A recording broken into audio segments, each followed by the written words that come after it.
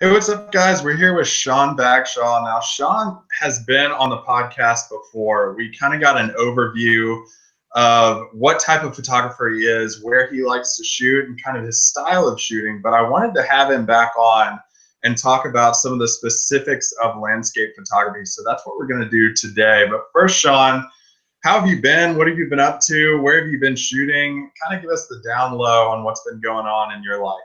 Sure. Yeah. Well, it's good to be back on again. It's always a lot of fun. Let's see. It's been a busy year. Boy, I've been doing a ton of video tutorial production this year. So that's a lot of office time, but that's good. It's been great. But I've been managing to get out and do some great shooting and some good adventures too. I went with the Photo Cascadia team, my kind of group of photographers that I work with, and we spent a week up in the Canadian Rockies just shooting together. It was really a lot of fun. And then I led a workshop in the Eastern Sierra with a colleague of mine named Christian Heeb. We had a group of photographers that we toured around the Eastern Sierra in the height of the fall color for about a week. And then most recently, I just spent 3 weeks in New Zealand with my family, and didn't get a lot of photography done, but a little bit, and we had a great trip, and I made lots of notes for when I go back someday. Yeah, it's tough to balance that family time and photography time. It is. Fortunately, kind of, I get a fair amount of time, the kind of work time when I'm out without the family, that I can really focus on photography. So when it is a family trip or family time, I really keep the photography to a minimum. And usually most of the photography I do on family trips, if I do any, is early in the morning before, at sunrise, when they're still in bed. They don't even know I did it. Yeah, exactly. I know exactly how that goes. Yeah. So speaking of morning, one of the things that we talked about that we wanted to go over today on the podcast has a lot to do with light. The whole thing is going to be about light and landscape photography.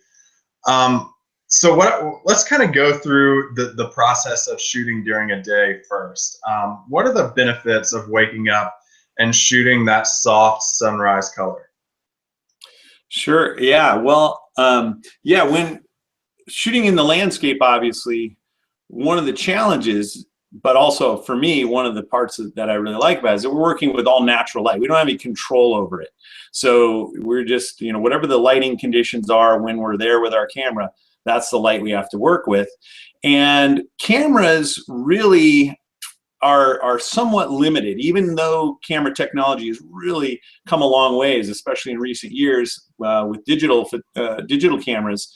A camera still can't see light the way we see it, and there's a sweet spot that cameras really like, and the sweet spot of light is a fairly even soft lighting. Really bright, high contrast light is really challenging for a camera to capture correctly. So to really have what we see be as similar as possible to what the camera is going to record, that kind of early light or late light, when the light is soft and diffused, and a lot of it's being reflected from the atmosphere and things like that, that's when you're going to get the camera recording the best quality image. All of the light's completely within its parameters of what it can see and record. Everything comes out looking nice and balanced and smooth. You see shadow detail, you see highlight detail. The other thing too is just light color. At those early times and also the late times, kind of on the edges of day, the light has much more color to it. It's not so just, white. So if you want a kind of a warmth to your images, or all different kinds of colors of light within the images that can really give a rich feeling, that's when you get that light. Middle of the day, everything's very just kind of white, neutral light.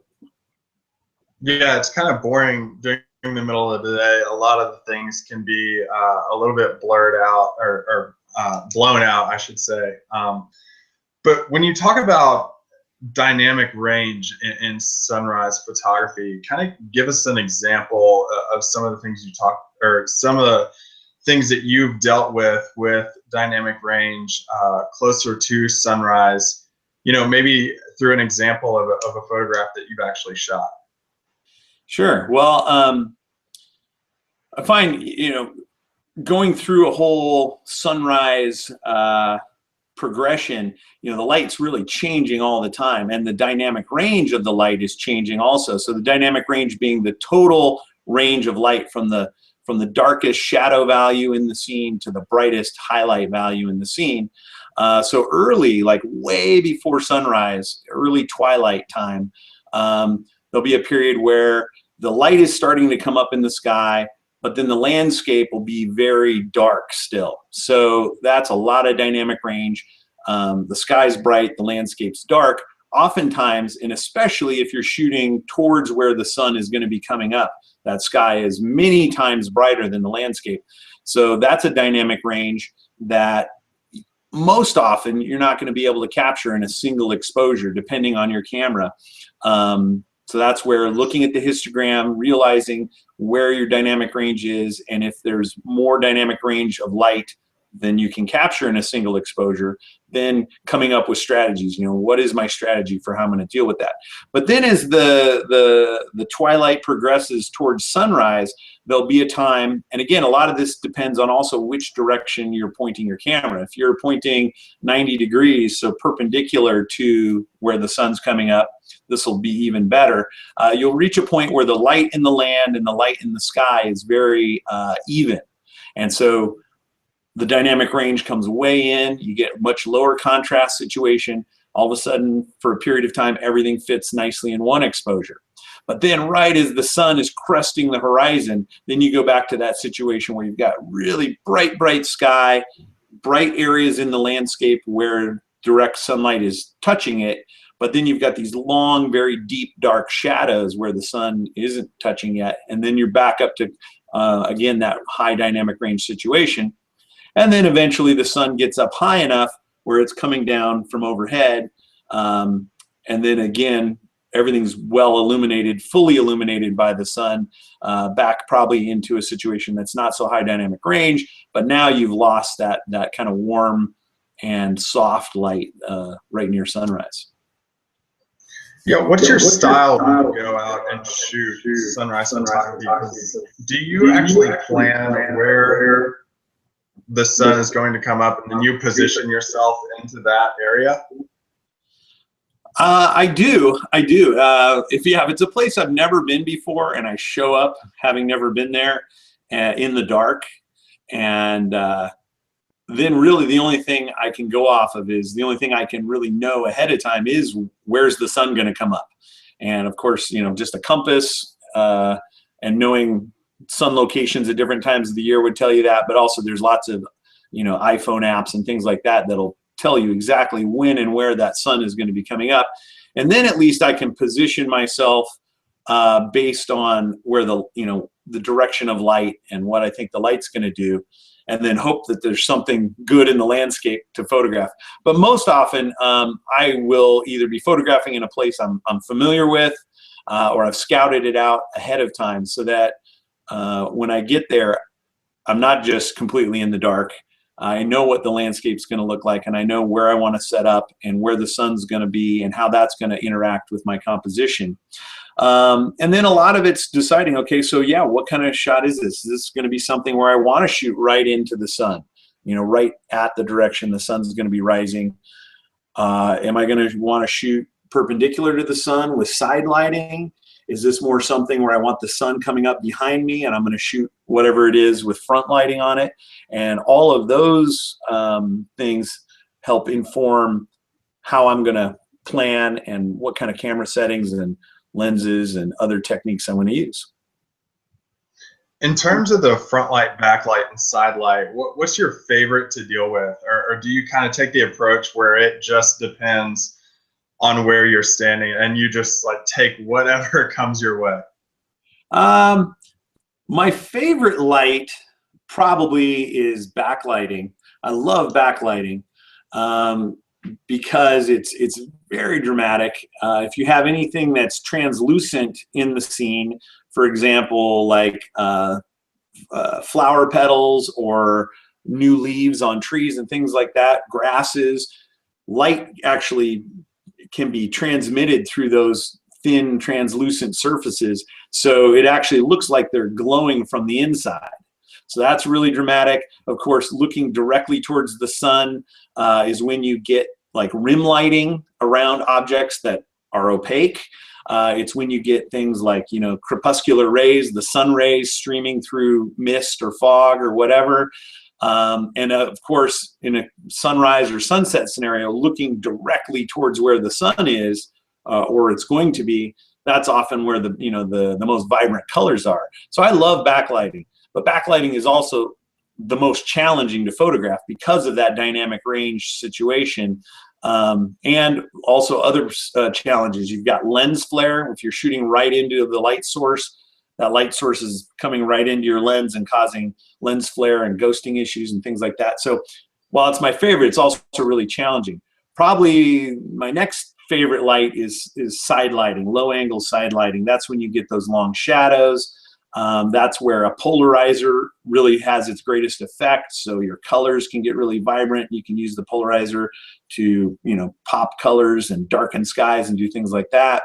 And those long shadows really show a lot of dimension and texture and depth in an image. And then front light is probably my least favorite lighting, but for some situations, front light is actually really good. For example, you know, really big high mountains, when they're getting that early front light, that kind of alpenglow light right on them can be spectacular. What are some of the things that photographers can do to overcome some of the challenges of backlighting, like you were talking about with lens flare or ghosting? Yeah, so few pointers for backlight. Just kind of a quick list of the ones that I use. First of all, in most cases, if you're shooting directly towards the sun or the light source, whatever it is, a polarizing filter is not going to have much of an effect. It can, if you've got water or other things in the scene, it could have an effect on those types of reflections. But for most, like the sky and a lot of the atmosphere, direct in line with the sun, polarizer is not going to have an effect. But any extra layers of glass in front of your lens will just create more opportunity for flare to show up. So taking off any filters, UV filters, polarizers, other filters, if you don't need them, getting rid of those. That's number one. Number two is really assessing the dynamic range of the light and having a strategy.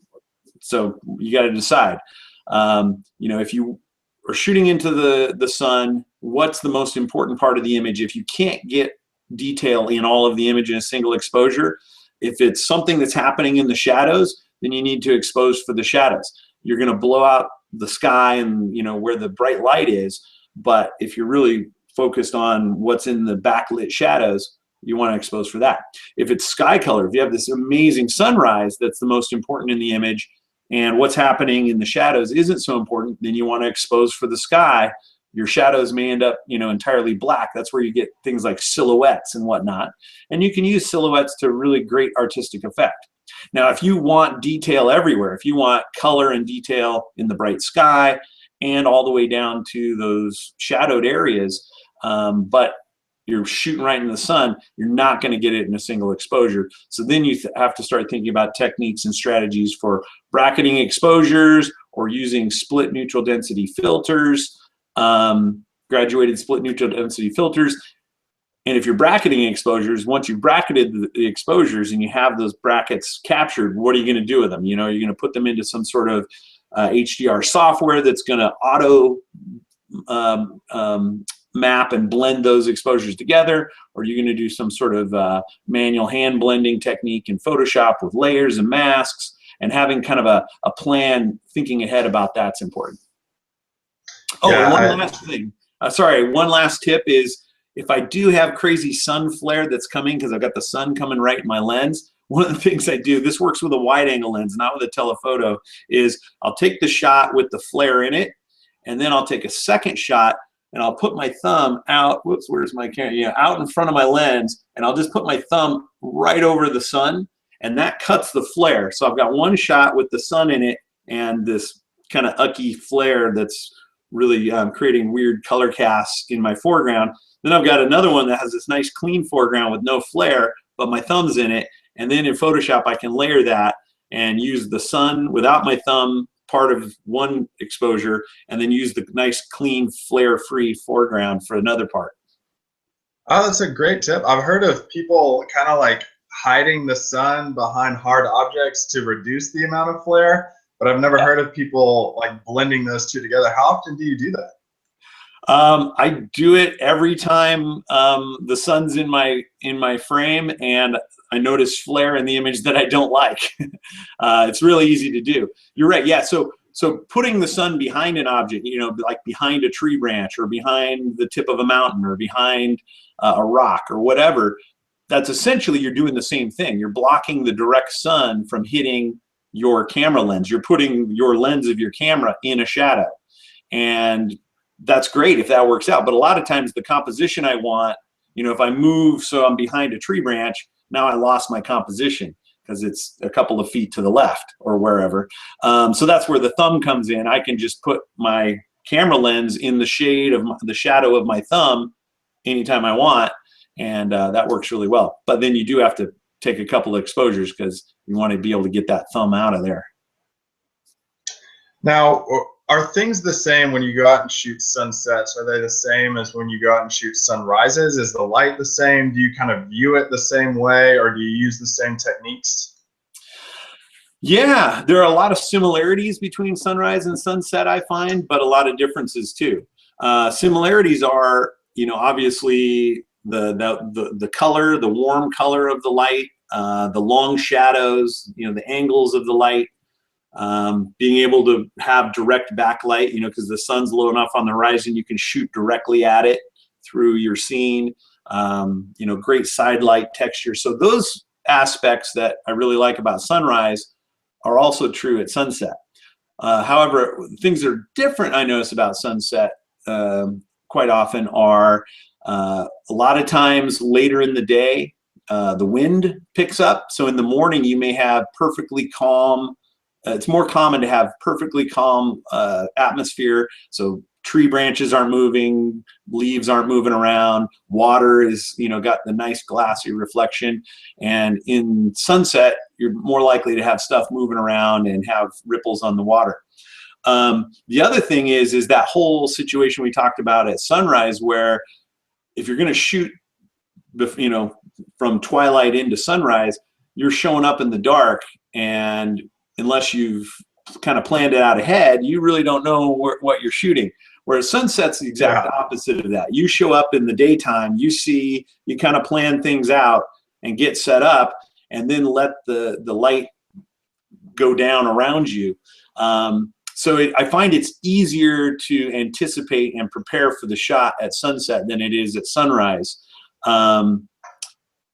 Yeah, and I also find that I'm less likely to miss the shot at sunset because I have no problem getting to a location 2-3 hours before sunset and then being there to really slowly kind of take in the light and watch what's happening and you know, kind of capture or have the chance to capture the entire progression of what's happening. Whereas I find at sunrise, especially in the summer when sunrise is so early, a lot of times I'm showing up as the sunrise is happening, just because the idea of getting there 3 hours early is you know, sometimes I motivate myself, but a lot of times I'm running right at the last minute. And so I find that at sunrise, I'm doing a lot more rushing around. See, rush hour for photographers is no different than rush hour traffic. We get there right at the last second when things happen in the morning, and other people are rushing into the big city in the morning with traffic. Exactly. Yeah. So those are the main differences. I guess the other thing too, this is more of kind of an advanced thing to think about, but in terms of exposure times, because in the morning, light is getting, you know, the light is growing. So exposure times are going to be going down. So when you start, you might start with you know, in the early twilight with a couple minute exposure, and you may have to even bump up your ISO to keep the exposure down. But then as the morning goes along, you can reduce your ISO, you can use a tighter aperture, and your shutter speeds will get shorter and shorter. Where on the other end of the day, it's the exact opposite, where whatever you start with when you're shooting a sunset, those exposure times are going to get longer. You might need to open up your aperture or increase your ISO kind of as you go along. What about with like reflected light during sunrise and sunset? I've kind of found through trial and error, I guess, and just through taking notes and experience, that sunrise seems a lot more blue at the last second, or a lot more purple at the last second before the sun comes up and turns everything to a more yellow hue. Whereas sunset, I feel like it's quite the opposite, where everything is a lot more orange or yellow. Do you kind of find that to be true as well? I think I do it in certain situations, and I'm sure there's probably, you know, some things you could really point to that might cause that. Probably some of it has to do with air clarity, and maybe even air temperature. You know, when the air is cool and calm and particles in the air have been able to settle throughout the night, you get less diffraction, so you get cooler light instead of warmer light. Whereas by the end of the day, winds have picked up and the air is warmed up, and you've got uplift from warm air rising, and maybe through evaporation you get more moisture in the air. So I think there's definitely situations where you can get more diffracted light, which a lot of times ends up being kind of warmer light in the evening. But I generally, whatever the light is, sunset, sunrise, I just like it so much. And whether it's warmer or cooler, I find it, I like them both. So let's talk about the time of day where photographers aren't normally out shooting, and that's middays. And like you, I don't always take advantage of this time of the day. Like I kind of go in and take a nap or something if I've been up early in the morning. So what types of things can you shoot during midday hours when light isn't optimal, or light is kind of blown out or white and there's a lot of contrast in the area? Yeah, that midday light is tricky. And it's interesting too, because I think in teaching classes and leading workshops, when I work with people who are, newer photographers, or people who maybe haven't really spent a lot of time trying photographing at different times of day, most new photographers, or photographers that haven't thought about it that much yet, end up photographing more in the middle of the day. And their assumption is, well, there's more light, and photography is about light. So the more light there is and the brighter the light is, the better it must be, right?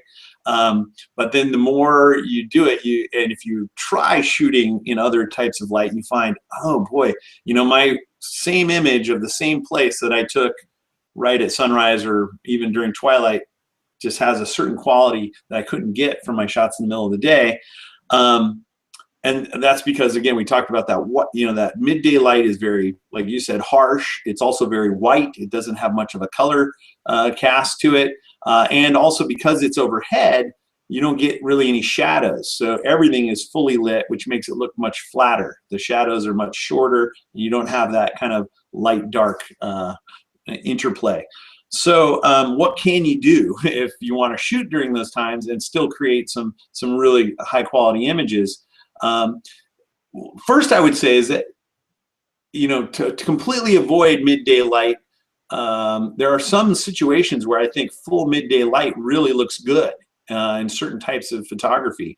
I know stuff that has like bright water in it, especially like in the tropics, that really turquoise water looks the best. If you want that turquoise color, if you've got light hitting it from a high angle, that's when you really get those turquoise, those deep turquoise colors in the water and things like that. But other than that, other than just shooting in the full light, I look for overcast days, and I'll go out and shoot all day long, like in the forest and along rivers and places like that on an overcast day. Places where I really am not going to have the sky in my photo anyway. And then that overcast, and I look for what's called a bright overcast. And so it's that overcast. It's not a totally thick, dark, gloomy overcast where there's really almost no light. it's a diffused overcast. So the overcast still has a fair amount of light coming through it. Maybe even you can still see some very slight shadows from it. That is great light to shoot, like I said, in a forest or along rivers or someplace, or even just small scenes on the ground where you don't have the sky in the shot. You can shoot that all day long, and it looks great all day long. It's like you're shooting in a studio with diffusers over the studio lights. You know, that's basically what's happening, only it's everywhere. The other things I like to do during midday is I'll go into narrow canyons where you're in the shade. Basically, I'll just look for anywhere in the shade midday. So if I can go into like a narrow canyon that's in the shade, but there's light that's reflecting off the atmosphere and off of other things down into that shade, and I just keep my compositions within the shadowed areas of a canyon, that can be great photography. And even just in the shadows of big objects. So for example, I'll go find, like in the Southwest, where you've got these big colorful rock formations, and the side of the rock formation that's got full light on it doesn't look good.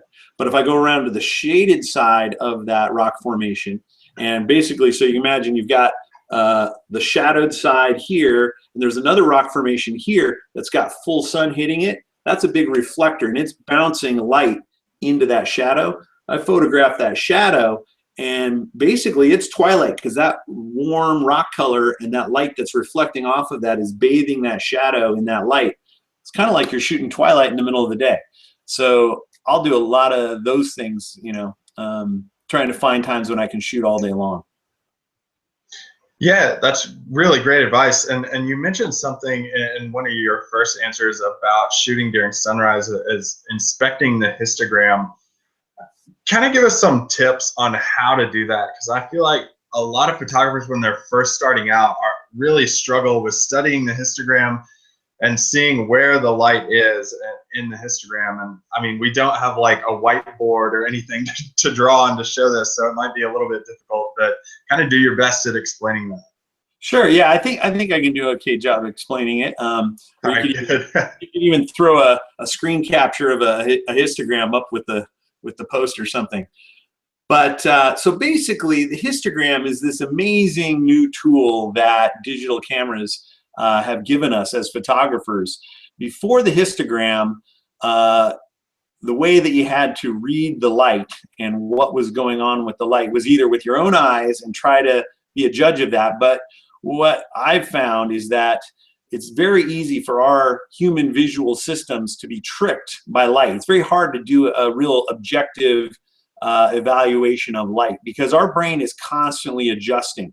So things that, you know, maybe are completely different brightnesses, but if you look at them separate from each other, you know, I might look at a scene this way that's really bright, and I turn and look the other way at a scene that's less bright by quite a bit. My brain adjusts on the fly. So between looking from here to there, it adjusts, and it tries to keep everything looking very similar brightness. That's what our brains do. So to me, I might think, oh, those two, you know, whether I point my camera left or right, it's very similar lighting. Because to me, it doesn't look very different. But to the camera's not doing that, so it's very different. So other than your own visual system to evaluate light, there used to be, you know, light meters. The camera had a light meter, or their handheld light meters that are more accurate, and you could take meter readings all around the scene and then do some calculations and try to figure out what the whole dynamic range of the light is, and then whether that much light, whether your camera has the ability to capture it or not. And that's really difficult to do. Some people get very good at it, and you can be very accurate, but hard to do. So the histogram makes it easy for everyone. Histogram is just a graph of the light values that the camera is seeing or recording, or if you're looking at the histogram of a photo that's already been taken, it's the light values that were actually captured. And one end of the histogram, so if you're looking at the histogram, the left side is the darkest values, and the right side is the brightest values, so shadows and highlights, and then everything in between is different degrees of midtone. So when you look at that histogram, if you see a histogram that's like all bunched together in the middle, like a mountain in the middle, what that tells you is that you've got all midtones and no bright highlights and no dark shadows. And that's a very low contrast or low dynamic range scenario, because all the tonal values that are being captured are compressed into the midtones. And you can compensate your exposure and take those tones and push them, you can overexpose them, so make them go to the right on the histogram, or you can underexpose, make them go to the left on the histogram, and that's over and underexposing, but the dynamic range is still staying the same. It's all compressed together. On the other hand, if you see a histogram that's very wide and goes all the way from one end to the other end, that's a much higher contrast scene. It's more dynamic range. You've got dark shadows, you've got bright highlights, and you've got tonal values all the way in between. So if I see a low contrast scene, I know I got everything in the histogram, plus I've got space on either side. I can even compensate my exposure without worry about cutting anything off. If my histogram exactly fits with nothing being clipped, but it goes edge to edge, I know I'm right at the edge of what my camera can capture in terms of dynamic range. And if I compensate, if I try to go brighter or darker with my exposure, I'm either going to clip highlights or I'm going to clip shadows. So I'm really just right in that sweet spot, and that histogram tells me that. Or if I see that my histogram is being clipped on the highlight side, the graph is being cut off on the bright side, or if it's being cut off on the dark side, I know I do need to compensate my exposure to try to get everything to fit within where the camera can record. Now, if I see a histogram that's the opposite of the first one, that was like a mountain in the middle, if I see one that's a valley, so it's cut off on both sides and almost no midtones in the middle, now I know I've got a really high dynamic range, high contrast situation. I'm clipping highlights, I'm clipping shadows at the same time. So there's shadow values that are darker than my camera can see, there's highlight values that are brighter than my camera can see, and there's no way I can compensate to make it all fit. And when I see that sort of a histogram, a U-shaped histogram with getting cut off on each side, now I know if I want all the dynamic range, I'm either going to have to use some sort of graduated neutral density filter to hold back the bright sky and even out the exposure, or I'm going to have to take multiple exposures to get everything that's there to capture. Whew, that was that was a lot.